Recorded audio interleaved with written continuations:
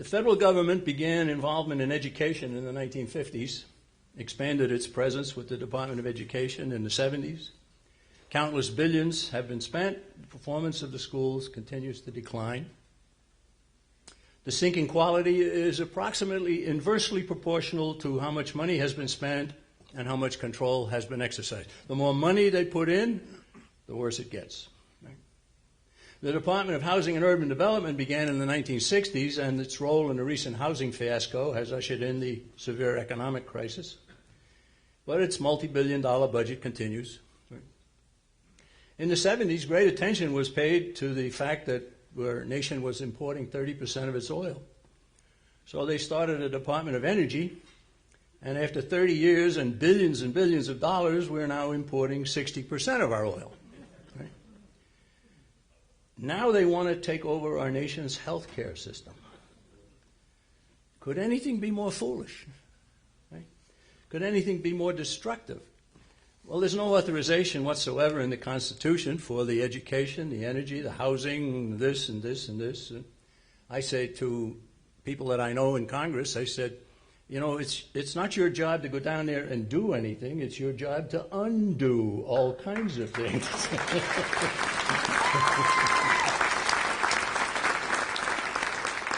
So how did we arrive at this point in our nation's history? This drift towards total government we've barely touched on is possible from only one of three causes. It's the result of the evolution of historical forces that no one can stop, or it's the consequence of bumbling fools who, though they try, continue to make mistakes. Or the third choice is it's the work of determined individuals who intend to destroy this nation and lead us into world government. Now, I think everybody in this room rejects the Marxian evolution of history explanation, and everybody also doesn't believe that our leaders are bundling fools who pile mistake on mistake. Okay? So I think you'll probably agree with me that leaves us only with the third alternative, that the steady transformation of our free enterprise republic into totalitarian nightmare results from the work of some determined individuals. In other words, we believe America's decline and government's growth have been deliberately arranged. And there's a word that fits that. The word is conspiracy. And the way to combat a conspiracy is to expose it. Now, there's a brilliant man one time who summarized, he said, the first job of a conspiracy is to convince the world that there isn't any conspiracy. Now, you stop and think about that. That's a very important consideration, right? The soundness of that little epigram can be gauged in part by the intensity of campaigns to discount any hint of conspiracy. But you're allowed to discuss a mafia conspiracy. Years ago, we all were able to discuss the Watergate conspiracy, and maybe a conspiracy at the local level or something like that. But any suggestion that a conspiratorial clique has a grip on our government and on the mass media and other critical segments of our life brings immediate ridicule and occasionally even intense character assassination. Right? Conspirators and their defenders will go to great lengths to assure the world that the existence of their plot remains hidden. Well, what is a conspiracy? Let's define it. Very simple. Three elements: more than one person, secrecy, and evil. That's it. It's not hard to understand. Working to destroy freedom while building total government fits the definition. And those who labor for such a goal while protesting that they're only busily doing good for mankind are certainly not stupid. Secretary of Defense James Forrestal put that stupidity notion to rest in 1948 when he said, "Consistency has never been the mark of stupidity. If the diplomats who have mishandled our relations with Russia were merely stupid, they would occasionally make a mistake in our favor." They didn't. Now, but while we maintain that a conspiracy exists, we do not want to create a wrong impression about how it works. And this is important. Not everyone who champions big government or who attacks personal freedom is a signed, sealed, and delivered conspirator. No. No, practically all of its work is done by self-serving individuals whose sole goal is self-promotion. The conspiracy's success stems from a determined few at its core who use great wealth and power to reward self-promoting individuals who carry out their wishes. Those who will repeat what can be termed the correct attitudes, or who support the correct programs, or who attack the correct targets, they attract attention and they earn rewards. Those who do not are usually shunned. This is why morality is such a key in combating a conspiracy. Moral people can't be bought with money, elevated appointments, assistance in getting elected, other favors. No. Top conspirators seek out those who display ambitious willingness to cast aside moral concerns. Moral decline has always been the chief problem facing our nation, or any nation. Too many have discarded right and wrong in favor of what's in it for me, no matter how destructive their choice may be. Now, I want to give you an example of somebody who made himself available for them. Okay? His name is Alan Greenspan. Anybody heard of him? Right? In 1967, whoever said that is absolutely right. He authored an essay entitled Capitalism, the Unknown Ideal, and in it he stated the following undeniable truth. He said, in the absence of the gold standard, there is no way to protect savings from inflation. Absolutely true. Right? He knew that inflation was actually an increase in the quantity of currency that steals the value of all currency, and he knew that it enables government to fund dangerous programs.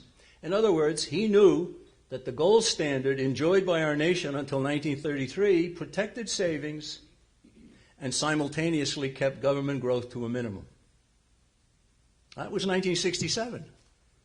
But that didn't win him favor with those who seek to have government confiscate the American people's wealth and completely alter our system of government. So he started singing a different tune. 11 years later, he had correctly assessed the value, after he had assessed correctly the value of the gold standard and the destructiveness of inflation, he accepted membership in the Council on Foreign Relations, a main seat of conspiratorial power in our nation. Before another decade had elapsed, he won a place in the conspiracy's higher echelons by being named chairman of the Federal Reserve.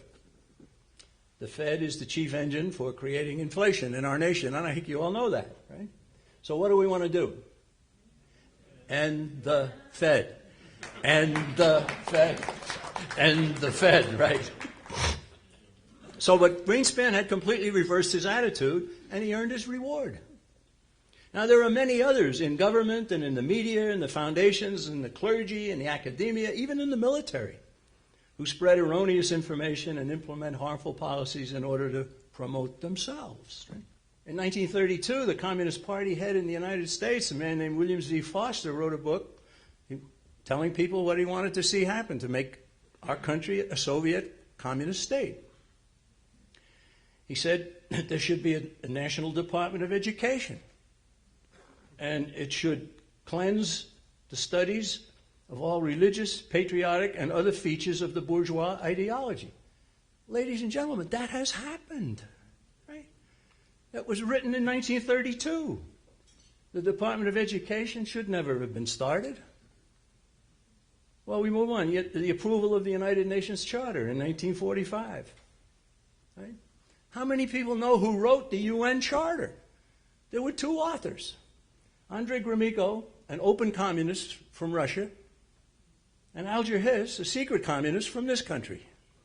They were the authors of the UN Charter. The U.S. delegation at the UN's founding meeting had Hiss for its leader, and there were 17 individuals who were later identified as communists, and there were 43 others who were then or would become members of the Council on Foreign Relations. You talk about a stacked deck, there it was. Well, finally, let's talk about just a minute about foreign aid. Right? It's always been given to governments, never to any hungry children or anybody else, no. Always given to governments. And yet, while the federal deficit for the first fiscal year that the Obama administration is in power has already been announced at $1.4 trillion, they have a foreign aid program. Now, I contend that if you go to a fourth grader and you say, if you're heavily in debt, should you give away money The fourth grader would say, no, of course not. Do we need fourth graders in Congress to help our friend here? Who does the foreign aid go to? Well, over many years, it's been doled out to oil-rich OPEC nations and an assortment of primitive nations whose leaders delight in hurling insults at the United States. It's been provided to both sides in regional wars and to governments whose policies stymie progress sought by productive citizens. It all should be terminated. And the fact that it isn't is, to me, evidence of conspiracy.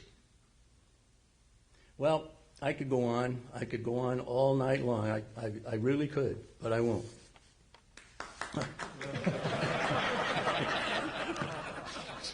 I had nothing to do with that. Another lie. Well, we have now the Obama administration. They have just appointed a homosexual activist named Kevin Jennings to be the czar of safe schools. They have an extreme abortion advocate named John Holdren, who's the czar of science. They have a polygamy advocate and a promoter of all kinds of partnerships named Chai Feldblum, and she's going to head the Equal Employment Opportunity Commission. Wonderful. Now, President Obama has appointed a team to fight the recession. Right? He's got Timothy Geithner as the Secretary of Treasury, and Lawrence Summers is the Director of National Economic Council, and Paul Volcker's back in the White House, Chairman, Economic Recovery Advisory Board. Now, ladies and gentlemen, these are brilliant men. I don't discount the fact that they're brilliant men. Right? Ivy Leaguers. Summers was the head of Harvard University. Paul Volcker was Greenspan's predecessor at the Federal Reserve. These are smart people. And if they're so smart, they could learn from Japan. They could learn something that I've learned. I'm not that smart. Right? Well, what did I learn about Japan? Well, I learned that Japan in 1992 entered a recession. A couple of years before that, it was boomtown in Japan. Maybe some of you remember they bought Rockefeller Center. Right? Everybody was they bought some golf courses out on the West Coast. They bought this, they bought that. Everybody was saying Japan's going to take over the world. It was all built on inflation. And their bubble burst in 1992.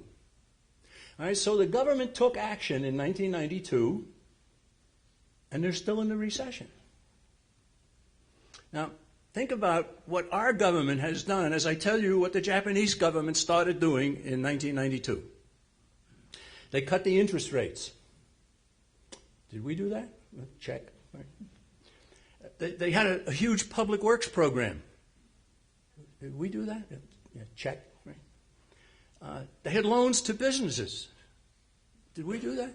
Yeah, check. Right. They increased the money supply. Check. Right. They had bailouts of companies, and they nationalized some of them. Right. Check. Right.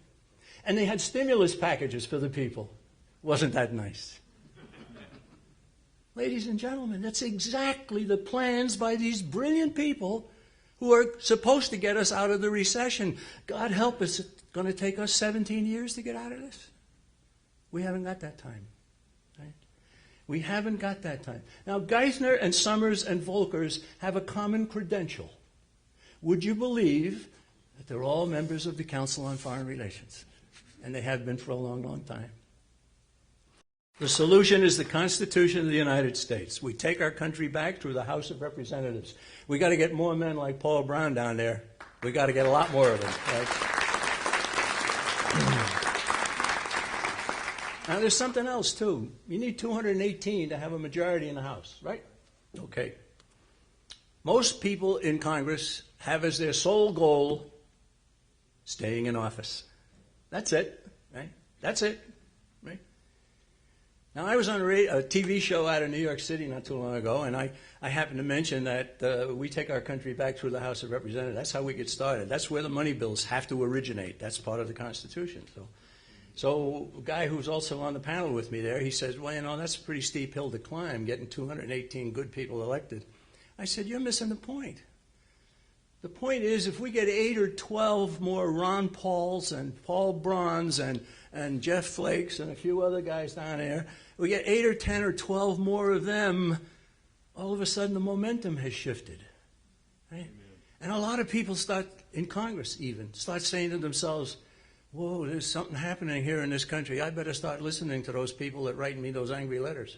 I better start listening to those emails that are coming into me all the time, right? That's what's needed, and that can be done. Yes, that can be done. And then when they get down to Washington, they get down there and they start undoing all kinds of things, right? Won't that be a delight to watch, right? I think we're getting close to that. I think we're getting close to that. But you know, we can't skip morality. John Adams once stated, our Constitution was made only for a moral and religious people. It is wholly inadequate to the government of any other. That's important, right? 2 minutes. Toward the end of a magnificent speech that he gave in 1961, Robert Welch pointed out, he said, government is merely a convenience superimposed on divine commandments and on the natural laws that flow only from the creator of man and man's universe. That's beautiful, right? He gave us the John Birch Society. It's the answer because those who are undoing our country aren't stupid. They aren't ignorant. It's a conspiracy. And it will never be stopped without calling it just that. And so that's my message. Thank you very much.